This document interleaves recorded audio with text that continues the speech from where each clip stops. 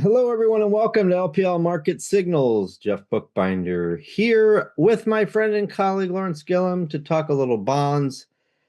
Before we talk bonds, Lawrence, I want to share the possibly the biggest accomplishment of my life. Yesterday morning, I got through the Atlanta Airport TSA line in about 20 minutes. I bet you've never been more impressed with me than you are after hearing that. Here's a pro tip for all of you. Bring a kid through the line. If you bring a kid through the line, you get kind of ushered through faster. I can't guarantee it, but that is certainly what happened to me and my daughter. So thrilled to lead off with that. Lawrence, I know you're playing a little bit hurt today. Hope you feel better. Beyond your little cold, how are you doing? I'm okay. It's pollen season here in the Carolinas, and my lovely children decided to pass off their cold with me. So I'm fighting through it, but the show must go on, as they say. I love the dedication, and guess there's probably some disappointed Duke fans there in the Carolinas today, but hey, they've had enough success; they'll get over it. So it is the last day of March. We're going to talk bonds, of course. It's been a challenging month. I don't need to tell our listeners that. So we'll recap the market, which really is the same kind of recap that we've had the last couple of weeks, which is it's all about the conflict in the Middle East and high oil prices, which has bled into the rate market, certainly. The I guess the other piece of this today is going to be we'll just give a quick earnings preview. Earnings season starting here in a couple of weeks. And of course, it's quarter end, so the books are closed. The market doesn't really care that much about earnings right now, but we do think it's a good reason why the S&P 500 is down about 8% from its recent highs and not more. So worth just reminding folks that the earnings foundation is strong. And then we'll close with the week ahead preview, and the jobs report is the big report of the week, which will come Friday, even though the markets are closed for the Good Friday holiday. All right. So starting with a quick market recap, I'm going to try to bring a little bit of good news here to these comments. First on the stock market. So yeah, we are down 2.1% for the week, 5 straight weeks down. Clearly, there's not that much good news there. Unless you're an energy investor, there really hasn't been many gains to be found in the month of March. But I think the ranking of performance since the conflict started actually is somewhat encouraging. You would expect consumer discretionary to be one of the worst performers because of the oil price sensitivity. It is hung in there, kind of middle of the pack. You would expect tech because it's so market sensitive to be one of the weakest performers. It's held in there, okay, kind of in line. So we haven't seen just a pure defensives, the winners, and cyclicals, the losers. So there's a little bit of sliver of good news. But generally speaking, over the last 5 days, it was a sort of commodities up, defensives outperforming cyclicals. You see the mega cap techs had a really challenging week, particularly Meta. So that weighed on comp services. And you see tech here, tech down 3.4% for the week, comp services down a little over 7%. So those were certainly huge drags. The defensives did hold it better over the last 5 trading days. This is the calendar 5 days. We're recording a little later because I was traveling yesterday. It's Tuesday morning as we're recording this, but over the 5 days of last week, you did see consumer staples up a little over 1% for one of the few winners, and you saw real estate hang in there pretty well, despite the rate volatility down 0.7%. That put all that together, and it was another week where value held up better than growth, and that has certainly been the case all year.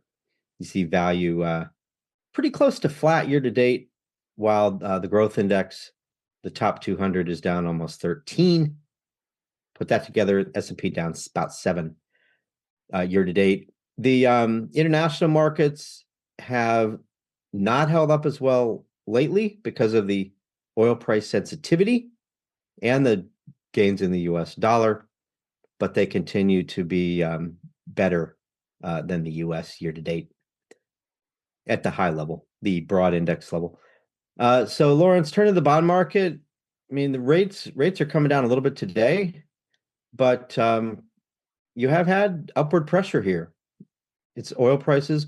I mean, that's partly to blame. What else is going on?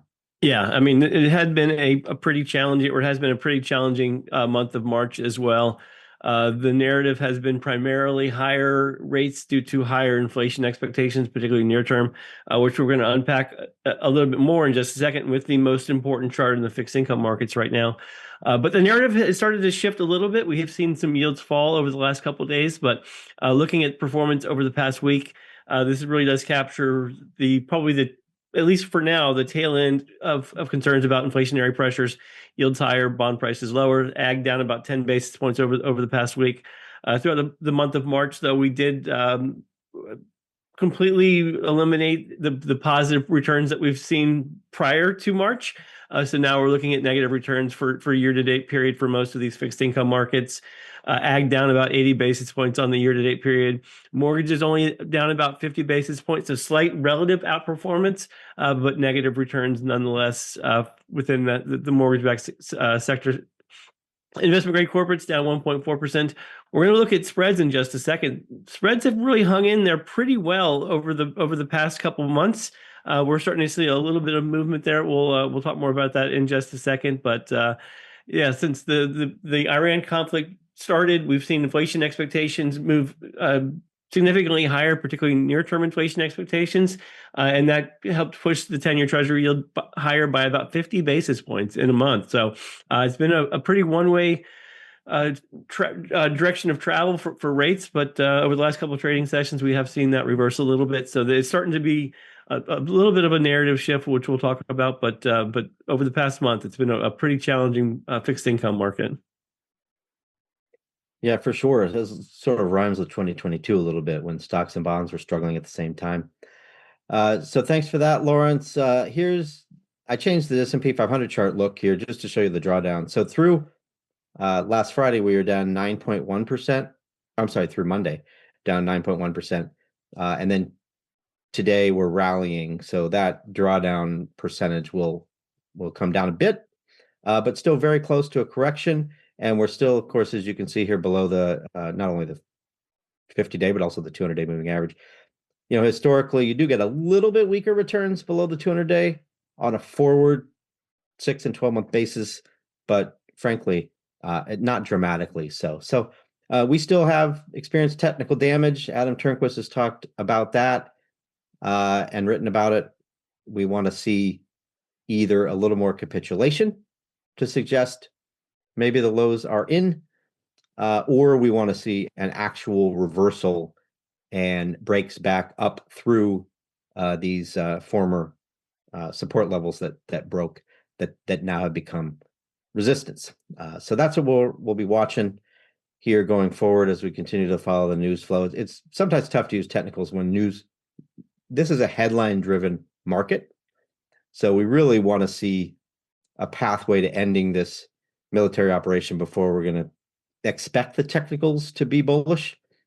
But we'll get there. It's just really testing investors' patience, testing all of our patience right now. So I threw this chart in. This is from a blog that's on LPL.com that Adam did, showing the returns by year against the max drawdowns during those years. You've heard me talk about this before. You've seen different versions of this before, I'm sure, for our regular listeners. It's a really powerful message, though, so we keep coming back to it. On average, you're going to have a drawdown of about 14% in any given year. In up years, it's about 11. And yet, still, the average return for the S&P is about 10. So, in other words, you're down 14 intra-year and up 10 anyway, right? What does that mean? Well, of course, we don't have a crystal ball, but it tells us that if we're down 9, even if we go down a little bit more, which is certainly possible as the military operation continues, doesn't change our expectation that we're going to have a solid year for equities. That is what history tells us. So we think we're going to follow this playbook. Our forecast when the year started was for high single-digit returns. we've not considered changing that. That puts you in the S&P 500 range of 7,300 to 7,400. So I think that's a great message for all of you and for those of you who are LPL advisors, certainly for your clients. So let's go to the fixed income, Lawrence. So you're up again. We'll tease this, the most important chart in the bond market. We're not going to give it to you here, although the 10-year yield is important. We're still stuck in a range, huh?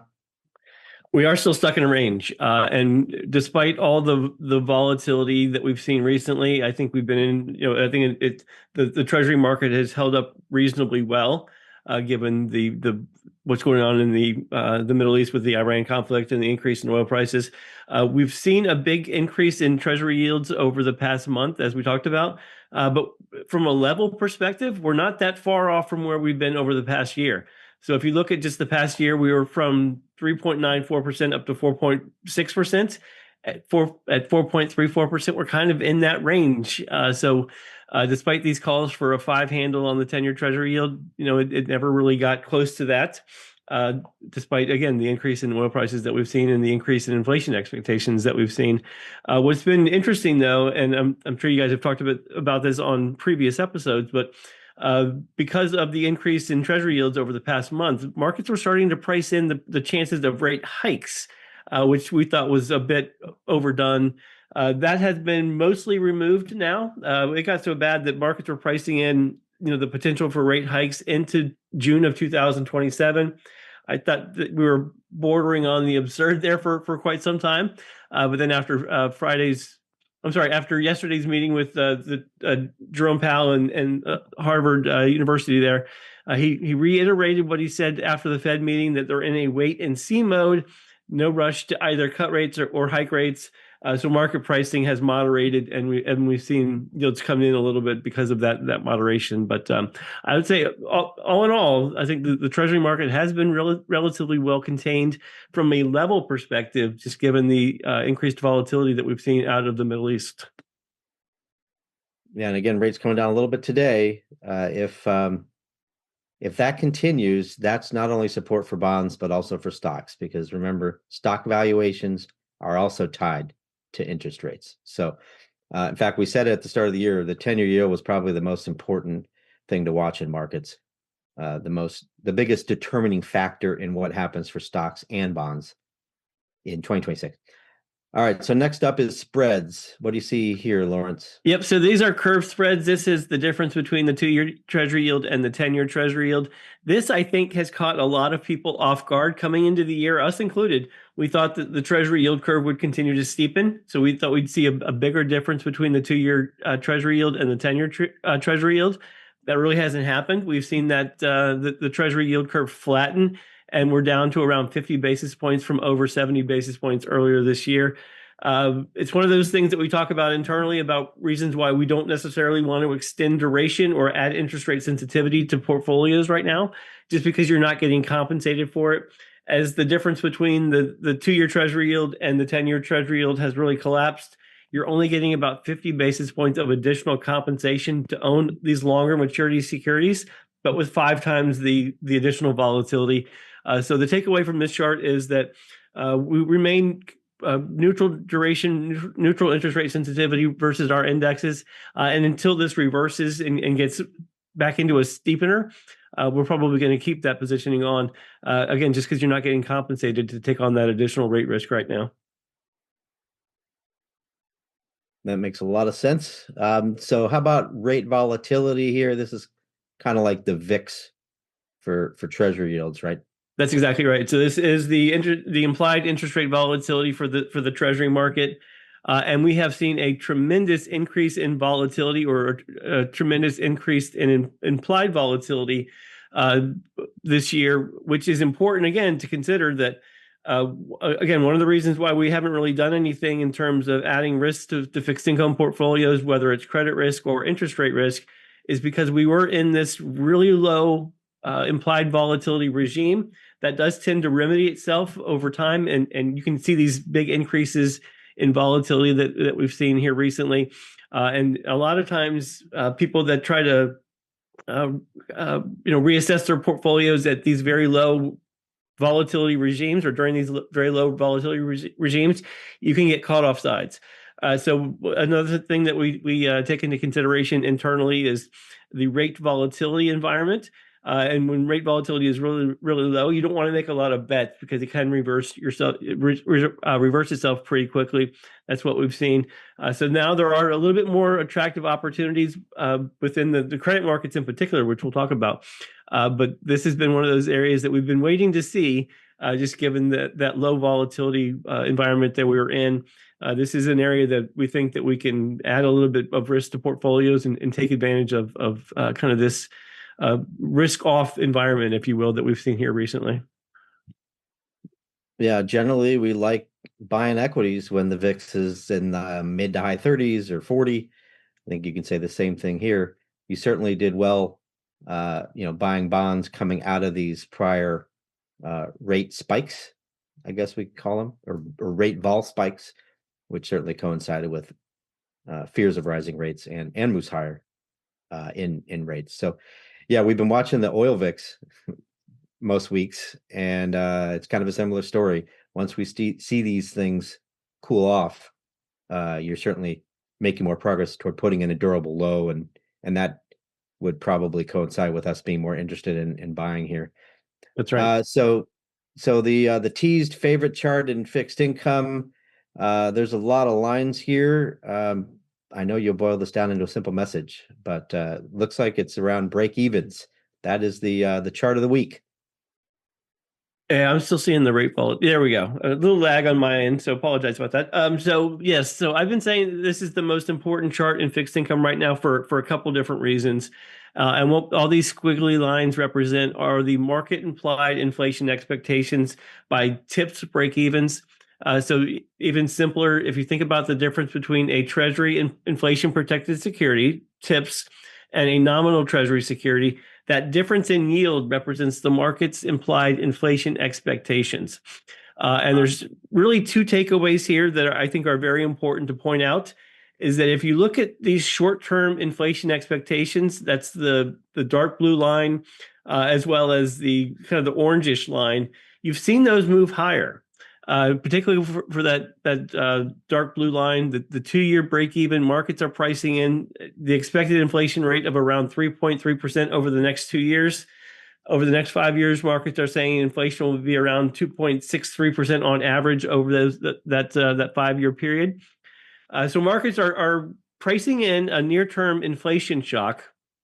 But after that, they're kind of looking through this near-term inflationary shock and saying that there's a potential for a disinflationary environment on the back end of this episode or this environment. And that's really kind of coming through with that light blue line. This is what's called a 5-year forward. So this is the market's expectations for inflation from 2031 to 2036. So not the next 5 years, but the 5 years after that. So 2031 to 2036, markets are saying that inflation is going to be below the Fed's target, which is interesting.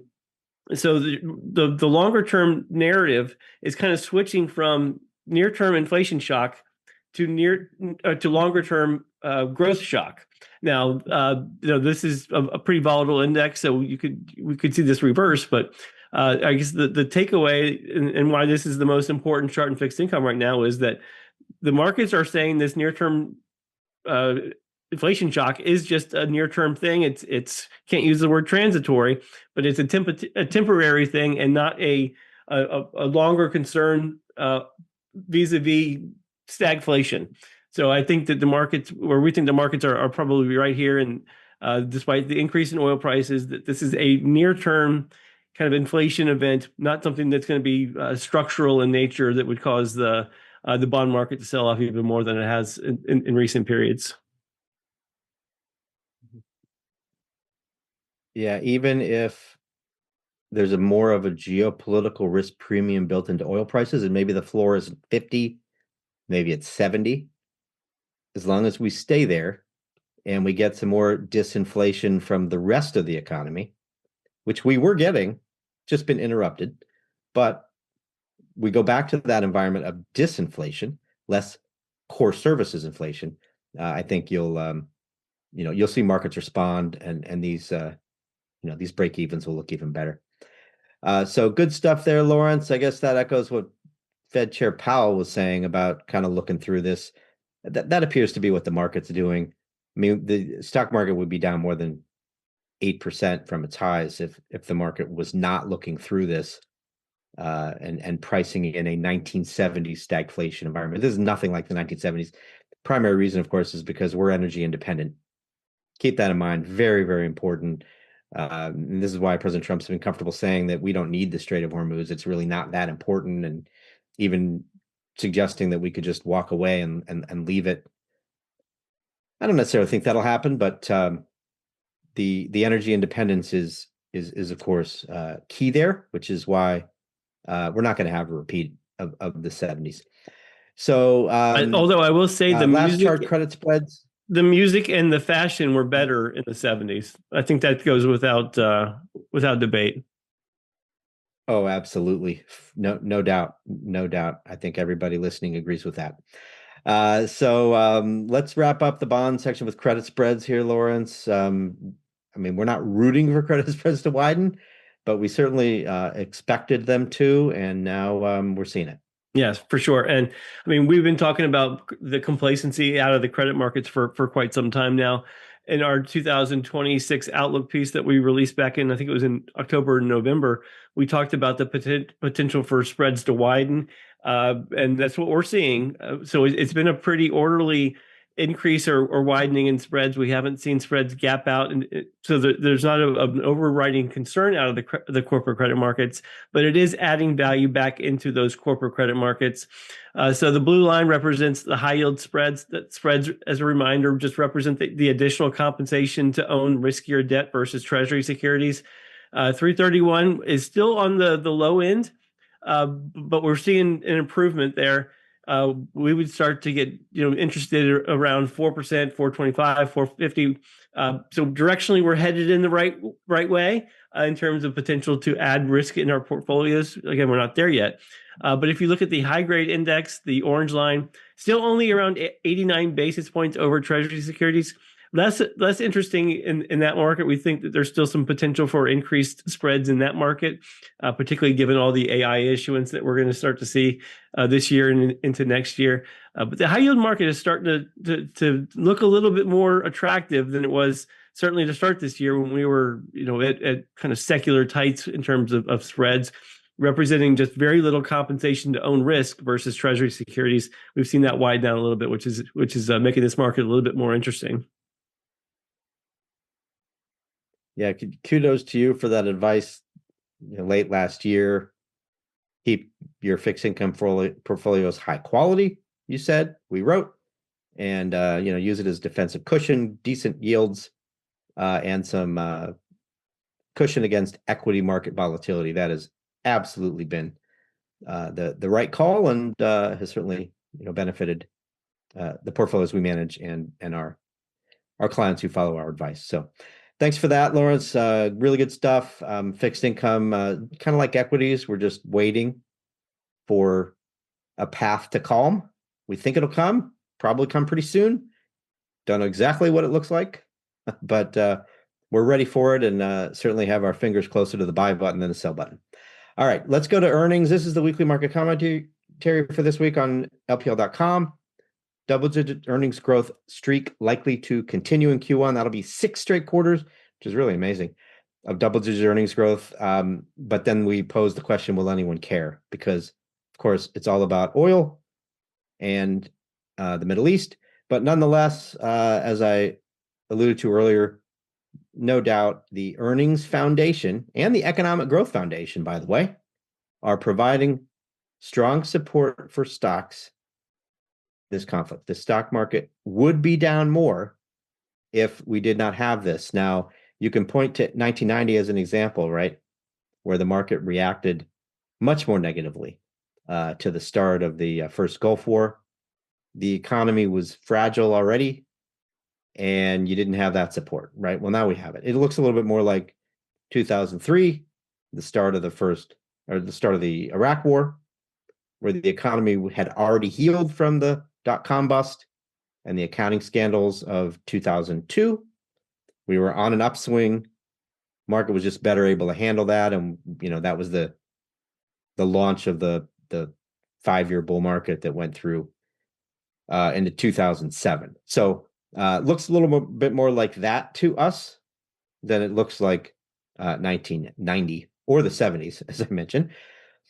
So here's your earnings growth trajectory. We grew earnings in fourth quarter, 13+%. Think we're going to do better than that this quarter, probably looking at 15-16% for Q1 when all the results are in. And then this double-digit earning streak is probably going to continue. Earnings estimates have been going up, which I think is probably surprising to many. It's even surprising to me, and I follow this stuff really closely. That has pushed the S&P 500 valuations down to around 19. The forward price to earnings ratio on the S&P is now 19. If we get a little more downside, and you're talking about a PE of 18, that's right in line with the long-term average. So all those folks that have been talking about how expensive stocks are or have been in recent years, that's no longer a bear case. I would argue it's not a bear case now, but it certainly wouldn't be if we go down another 5% or so. So this is a really unique environment where you got really strong earnings, and they've just been not only not affected by the Mideast and higher oil prices, but they've actually gone up in spite of what's going on in the Middle East. You've not just seen energy sector earnings go up, you've seen really broad earnings expectations go up. Now, we still will have cautious guidance because, of course, I mean, you've heard it, for example, United Airlines, I think, talked about potential $175 oil, and they were planning around that. There are a number of examples of that. If you have to account for the risks, so guidance is going to be a little cautious. Estimates are probably going to come down. In fact, this next chart showing operating margins is kind of a nice tie-in here. Margin expectations are probably too high, right? And so as companies guide to potentially factor in higher interest rates, fewer Fed rate cuts, and higher oil prices, you're probably going to see margins come down and estimates for S&P 500 profits come down, right? Look at this. I mean, the expectations, I should have put these numbers in here. They're just wrong. The expectations for margin expansion are through the roof. Hopefully we get it. Certainly AI productivity boosts will help, but this just looks too optimistic to me. But it does tell me that we're probably going to get margin expansion for the next several quarters. We've gotten margin expansion for the last several quarters. Again, strong support. So we're pretty optimistic. We're going to have a good earnings season. We've got fiscal stimulus. We've got AI investment, and companies continue to do a really good job managing costs. You have a corporate America that's pretty insulated from what's going on in the Middle East. So energy independence working for us. So that's just a little bit of a preview of earnings. Check out our weekly market commentary if you want more. The week ahead, Lawrence, is pretty straightforward. We're going to be on a holiday on Friday, and we get the jobs report. I think that's probably the biggest report of the week. Although if there's anything else going on that you think is worth noting, let me know. Yep, no, it is about jobs. We got JOLTS data today, a little delay, but came in as expected. We got non-farm payrolls on Friday. I will not be paying attention to that release, at least not when it's initially released. I'll check it later in the day because we do have the day off. Importantly, from a fixed income perspective, no treasury auctions this week. Last week, treasury auctions by I think most accounts were pretty bad. So the market doesn't have to worry about that this week. There was some Fed speak. We got, as I mentioned, we had our Fed Chair Jerome Powell talk yesterday, provided some calming message to the fixed income markets, really. But as it relates to the economic data, non-farm payrolls, and I think we get retail sales this week too. Yeah, it's on here Wednesday.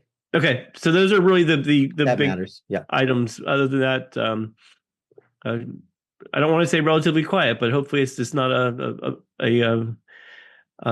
big economic surprise week, because that's going to make our chief economist Jeffrey Roach even busier than he is. Yeah, and that's no joke. April 1st is retail sales day. We're gonna get that. And happy birthday to my mom. So yeah, so it's really, again, it's just like the last few weeks. We're all gonna watch what's going on in the Middle East, and in particular the Strait of Hormuz. Hopefully there's a diplomatic path to get to uh, a better place and relative calm. But we're not there yet. And $100 oil tells you that we are not there yet.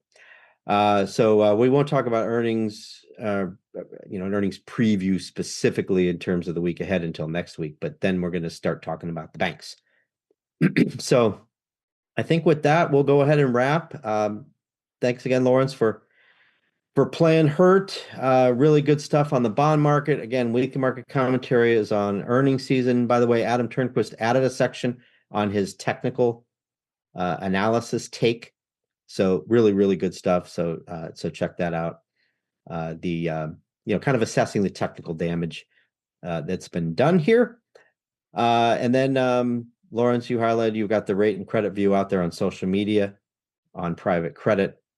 And then Adam also did a blog about his outlook for the S&P 500 from a technical perspective. So check all of that out on LPL.com. So feel better, Lawrence. Everybody out there, hopefully you feel good. Have a wonderful week. Take care, and we'll see you next time on LPL Market Signals. Thanks for listening.